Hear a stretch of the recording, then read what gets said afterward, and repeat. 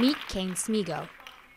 He's a fourth-year Spanish major at the University of North Carolina at Chapel Hill. At night, I write underneath the covers with a flashlight, and the silhouettes of metaphors can be seen dancing like shadow puppets projected onto the walls. He's also ranked as one of the top spoken word poets in the world. But to be fair to the competition, he had an early start. Fifth grade was like when I first started freestyling and started like kicking rhymes at the lunch table. Smego is one of the leaders of Sacrificial Poets, which is a local spoken word group in the Chapel Hill, Durham area. They often lead poetry workshops at local middle and high schools. Smego asks this group of students to write a letter to anyone they choose. They can say anything on their minds. The only requirement is to just write.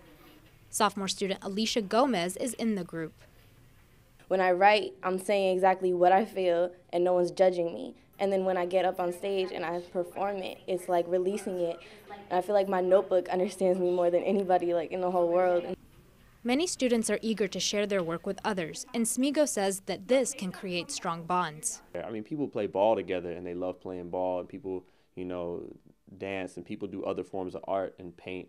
But I feel like poetry is like a whole nother level of community, because you know that person, you know so much deep information about that person because you've heard them talk about the deepest things.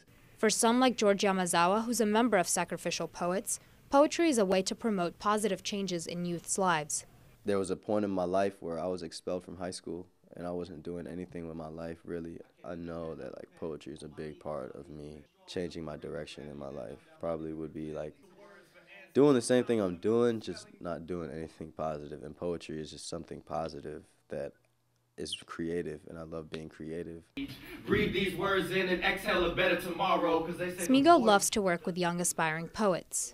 If nothing else, through poetry, I want to be able to keep reaching out to kids and giving them this art form, and seeing what they do with it, seeing how they transform it in the next generation. With the single reason as to why you keep going back. He hopes to someday expand the Sacrificial Poets mission by starting a permanent after-school program for youth. In Chapel Hill, I'm Yasmin Ahmed.